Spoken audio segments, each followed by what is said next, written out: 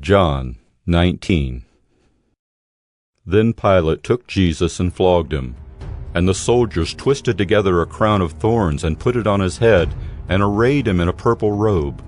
They came up to him, saying, "Hail, King of the Jews!" and struck him with their hands. Pilate went out again and said to them, "See, I am bringing him out to you, that you may know that I find no guilt in him." So Jesus came out, wearing the crown of thorns and the purple robe. Pilate said to them, "Behold the man!" When the chief priest and the officers saw him, they cried out, "Crucify him! Crucify him!" Pilate said to them, "Take him yourselves and crucify him, for I find no guilt in him." The Jews answered him, "We have a law, and according to that law he ought to die, because he has made himself the Son of God." When Pilate heard this statement, he was even more afraid. He entered his headquarters again and said to Jesus, "Where are you from?" But Jesus gave him no answer. So Pilate said to him, "You will not speak to me? Do you not know that I have authority to release you and authority to crucify you?" Jesus answered him, "You would have no authority over me at all, unless it had been given you from above.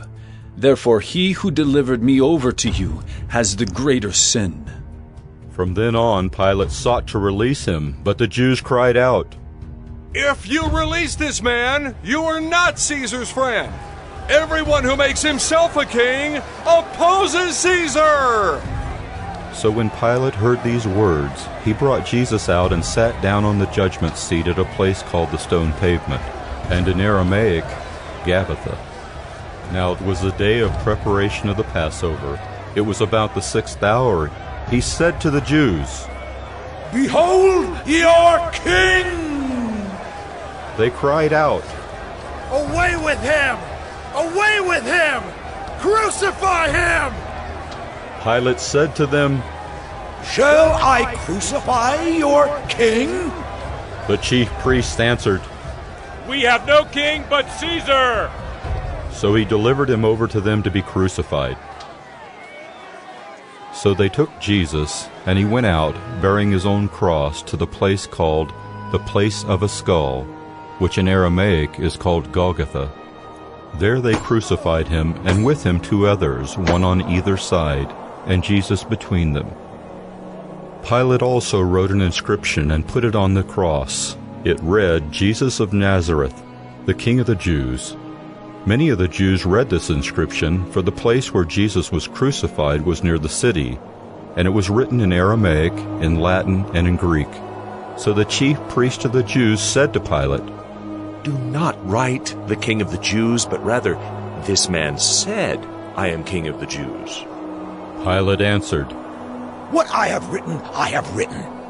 When the soldiers had crucified Jesus, they took his garments and divided them into 4 parts, 1 part for each soldier, also his tunic. But the tunic was seamless, woven in 1 piece from top to bottom. So they said to one another, "Let us not tear it, but cast lots for it to see whose it shall be." This was to fulfill the scripture which says, "They divided my garments among them, and for my clothing they cast lots." So the soldiers did these things. But standing by the cross of Jesus were his mother and his mother's sister, Mary the wife of Clopas, and Mary Magdalene. When Jesus saw his mother and the disciple whom he loved standing nearby, he said to his mother, "Woman, behold, your son." Then he said to the disciple, "Behold, your mother." And from that hour the disciple took her to his own home. After this, Jesus, knowing that all was now finished, said, to fulfill the scripture, "I thirst." A jar full of sour wine stood there. So they put a sponge full of the sour wine on a hyssop branch and held it to his mouth. When Jesus had received the sour wine, he said, "It is finished." And he bowed his head and gave up his spirit. Since it was a day of preparation, and so that the bodies would not remain on the cross on the Sabbath, for that Sabbath was a high day, the Jews asked Pilate that their legs might be broken and that they might be taken away. So the soldiers came and broke the legs of the first and of the other who had been crucified with him. But when they came to Jesus and saw that he was already dead, they did not break his legs.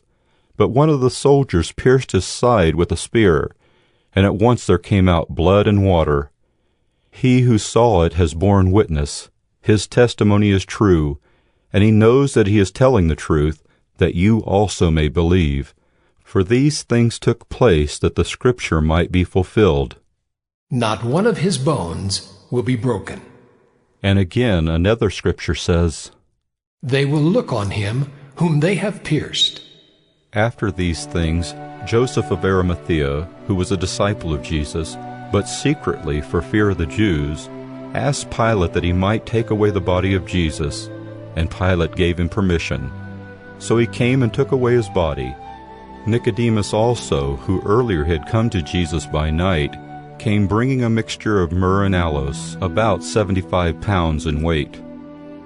So they took the body of Jesus and bound it in linen cloths with the spices, as is the burial custom of the Jews. Now in the place where he was crucified there was a garden, and in the garden a new tomb in which no one had yet been laid.